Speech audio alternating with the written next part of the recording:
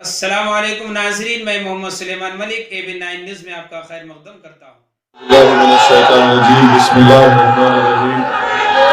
معزز علماء کرام، مشائخین اعظام، معزز حاضرین اکرام، میں ایک ریزولوشن قرارداد آپ کے سامنے پیش کر رہا ہوں۔ اس سے پہلے میں تینوں آخری علماء کرام سے معذرت چاہتا ہوں کہ ان کو وقت نہیں ملا اپنے بصیرت و فروز خطابات سے ہم کو نوازنے کے لیے۔ یہ قرارداد یہ ہے کہ ہم فلسطینی عوام کی ان کی اپنی زمینوں پر قبضے کے خاتمے کے لیے دہائیوں سے جاری جہد کی بھرپور حمایت کرتے ہیں۔ فلسطین ایک حصے پر مئی 1948 میں قبضہ کیا گیا، ماباقی حصے کو 67 میں قبضہ کیا گیا، جبکہ فلسطین کی عوام کو بین الاقوامی قوانین کے تحت خود ارادیت، قومی آزادی اور خود مختاری کا ناقابل تسخیر حق حاصل ہے۔ انہیں ہر طرح کے قبضے کے خلاف مزاحمت اور اپنی زمینوں کو ناجائز قبضوں سے پاک کرانے کا ایک مکمل حق حاصل ہے۔ انہیں اپنے گھروں اور جائیدادوں پر واپس جانے کا بھی حق ہے جو 1948 سے ان کے پاس ہے۔ غازہ دنیا کا سب سے بڑا حراستی کیمپ ہے۔ 2006 سے غازہ پر ظالم طاقتوں کا قبضہ ہے، جس کے بعد زمینی، فضائی اور سمندری ناکہ بندی کی گئی۔ غازہ کے 20 لاکھ افراد کو مسلسل تباہی کا سامنا کرنا پڑ رہا ہے۔ انہیں بنیادی ضروریات، نقل و حرکت کے حق سے محروم رکھا گیا۔ غازہ کے لوگوں نے بار بار جنگ و جدل کا سامنا کیا ہے اور وہ ایک مستقبل اجتماعی اذیت برداشت کر رہے ہیں۔ غازہ کے 80% لوگوں کی گزر بسر بیرونی امداد پر منحصر ہے۔ غازہ کی نسل آبادی بچوں پر مشتمل ہے۔ اسرائیل غزہ کی ناکہ بندی، غزہ کے لوگوں پر بمباری، ان کے حصے پر کنٹرول اور ان لوگوں پر اپنی نگرانی کو فوراً ختم کرے۔ فلسطین کے محفوظ علاقے مغربی کنارہ میں ہر روز لوگ مصائب اور مشکلات کے علاوہ نسلی امتیاز کو برداشت کر رہے ہیں۔ مغربی کنارہ کا جبر الحاق اور وہاں بستیوں کو آباد کرنا غیر اخلاقی اور غیر قانونی ہے۔ عالمی عدالت انصاف نے مغربی کنارہ میں دیوار کی تعمیر کو بین الاقوامی قوانین کے خلاف ورزی قرار دیا ہے۔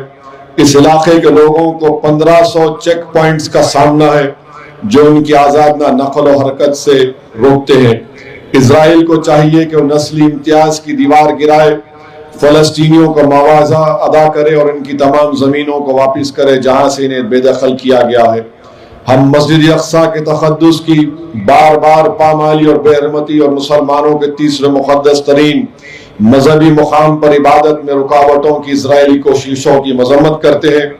ہم اسرائیل کی طرف سے مقبوض علاقوں میں مساجد اور گرجا گھروں کو نشانہ بنانے کی مذمت کرتے ہیں، بشمول غازہ میں حالیہ عرصے میں بمباری کے ذریعے یونانی آرتھوڈاکس سینٹ پورفیرنس چرچ پر، جو دنیا کا تیسرا قدیم چرچ پر بمباری کی گئی، اس کی بھی مذمت کرتے ہیں۔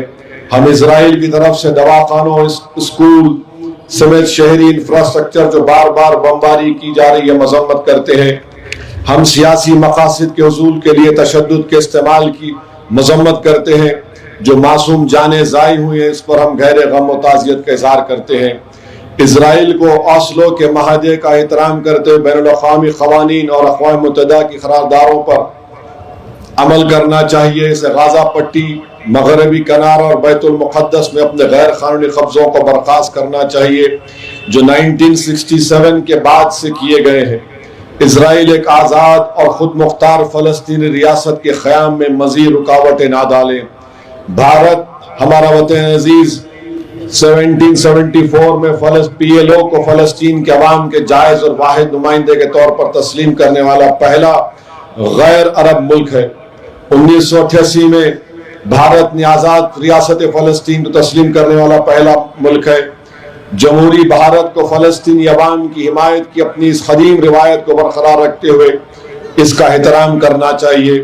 ہم حکومت ہند سے کہنا چاہتے ہیں کہ بابا قوم مہاتما گاندھی کی اس بات کو یاد رکھا جائے کہ فلسطین فلسطینیوں کا ہے، جس طرح انگلستان انگریزوں کا اور فرانس فرانسیسیوں کا ہے۔ بھارت نے ہمیشہ نسل پرستی اور نوآبادی نظام کے متاثرین کے ساتھ اظہار یکجہتی کیا ہے، چاہے وہ جنوبی افریقہ ہو یا انڈونیشیا اور فلسطین۔ ہمیں اس روایت اور تاریخ کو ترک کرنا نہیں چاہیے۔ ہم بھارت کی کچھ ریاست حکومتوں کی جانب سے غزہ میں اسرائیلی جنگی جرائم بشمول دواخانے، اسکول اور گرجا گھروں مساجد پر حملے کے خلاف عوامی مظاہروں کی حوصلہ شکنی یا پھر مظاہرین کے خلاف مجرمانہ پابندیوں کی مذمت کرتے ہیں۔ ہم آزمائش کی اس گھڑی میں فلسطینی عوام کے ساتھ ایک جہتی کا اظہار کرتے ہیں اور ان کے ساتھ کھڑے ہیں، اور عالمی برادری سے مطالبہ کرتے ہیں کہ اسرائیل پر لگام کسے جو انسانیت کے خلاف سنگین جرائم اور فلسطینیوں کی نسل کشی کا ارتکاب کر رہا ہے۔